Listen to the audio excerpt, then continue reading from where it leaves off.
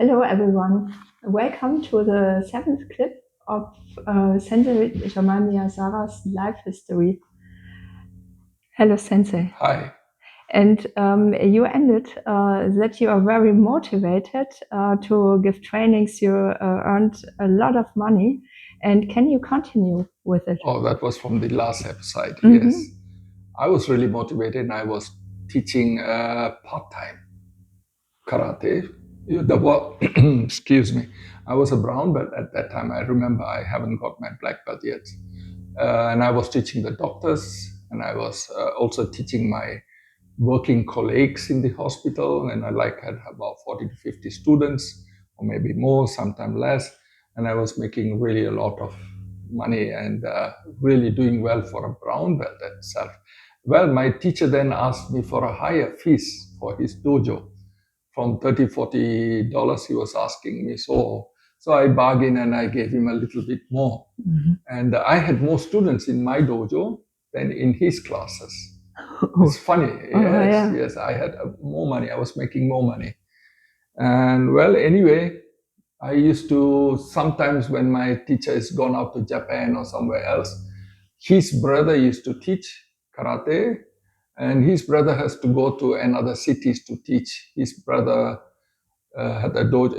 My teacher had dojos like in Malacca and Segamat and all these places in Malaysia. So he used to say there are some guys who don't follow my command and they are like a rebellion in the dojo. Could you come to help me to teach? So I would say, yes, okay, I will come and follow up. But then to go, I have to take some days off. So I used to go to the doctors, to tell them, doctors, I need 1 or 2 days off. They say, it's no problem. I'll just give you a medical sick certificate. So they give me a medical sick certificate and I bring it to my engineer and I go out teaching karate. So I used to cheat around like that. And my doctors were so friendly to me. They helped me out and I enjoy the time. And I go out teaching as a brown belt. And I used my teacher's brother. His name was Andrew Chin. I remember he passed away. May God bless him. Was a very nice, funny guy. And he used to say, come on, teach. And this guy, watch out. He's too funny with me. He doesn't respect me. Just give him something. So I loved kumite, nothing else. I hate kata and I hate kihon. Okay. Kumite was my famous part of my karate curriculum. And I used to line up 2 lines and from one person to another, kumite. And when I get this guy who used to be funny around in the dojo, I used to whack him, kick him around and hit him until he becomes quiet. So I used to do this and I used to visit with him all the dojos where he used to teach. And sometimes we sleep in his house and then the next morning I come to work. This is what I was doing sometimes. And to go and teach, I used to get very often medical leave. My doctors used to be very friendly and to give me this kind of medical certificate. My engineer was not happy about it, but he couldn't do anything about it. So I was, most of the time, my working place was hanging around, talking, doing karate, hanging around the people rather than working. So he didn't like me much. So he was trying to put me in some other shifts, in night shifts, where I couldn't continue teaching karate. So I had some problems with that. But in the night, I used to close the doors of my working place and I run away, go and teach karate and then come back to work in my working time. I used to do all kind of stupid things just to make sure that I am in karate and I was not bothered about my work at all. So this was going on for a long time. And with the money, when I started my dojos, the next thing is after getting my black belt, I opened my first dojo in a small countryside city called Mantin. Many people who watch here, if you are from Malaysia, you will know where's Mantin. That was my first dojo. That was in the end of 60s. I opened my first dojo. The second dojo was in Semenye. Seminaire, they call it. And the third dojo was in Port Dickson.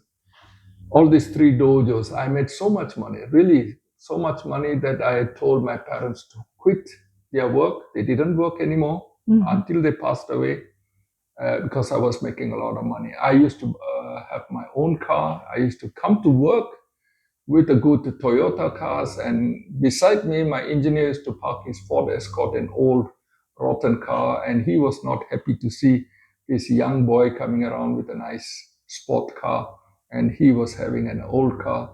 So I used to get pressure a lot from him, and tell me to do this, do that, always under control, until the new engineer came down, and I was in a better job. And he had some troubles with the nurses.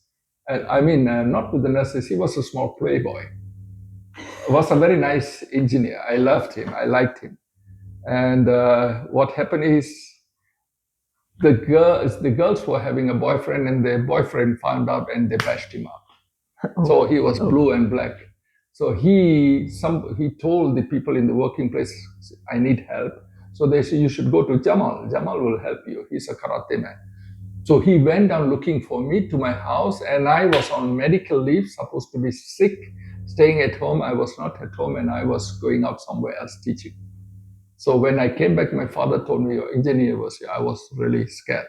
Oh, I'm going to now get kicked out of my job. He found out that I was not at home. I was supposed to be sick. I came in and I found him in this office. I knocked at the door. He said, come, please have a seat. I was surprised that he was so nice to me, this new engineer. And he told me of his problems, that this guy is coming every time to the office and putting his leg on the table and sitting down and demanding money. And sometimes he comes to his house and bash him up, all this stuff. So I said, oh, no problem. And people told me that you could help me, could you? So I was some kind of a small Robin Hood helping people, started growing up through karate. And I said, no problems. When he comes, just call me. I was working in the air-conditioned plant, like about the 8th floor. And the telephone rings, and he told me, this guy is here. So I came down, I saw him putting the legs on the table and sitting down and talking with the engineer. And I saw through the window, I opened the door, and I came in. And I said, can I help you? Who is this man putting the leg on the table? So he told me, this, the gentleman I told you. So when I pushed his leg down and I caught hold of his shirt, he didn't expect that. Pushed him on the wall, and I said, do you know who am I? And he was really shocked. I said, this is my place. I am the boss here for this whole hospital. Nobody comes here and brags around and do something like that. And I pushed him on the chair to his place. He sat down, and I said, one more time, if I see your face here, it will be smashed. I told him to put my fist in his face, and I told him that. Now get out of here, and opened the door and kicked him, and he went out. That was the last time.